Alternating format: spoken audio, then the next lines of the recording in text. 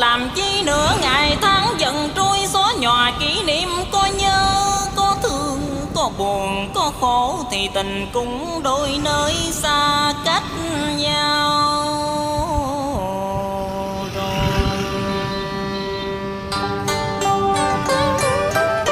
Em sẽ theo ai về một phía chân trời, để lại nơi này một người đau xót, đêm bước độc thầm mà nhớ lúc chung đôi.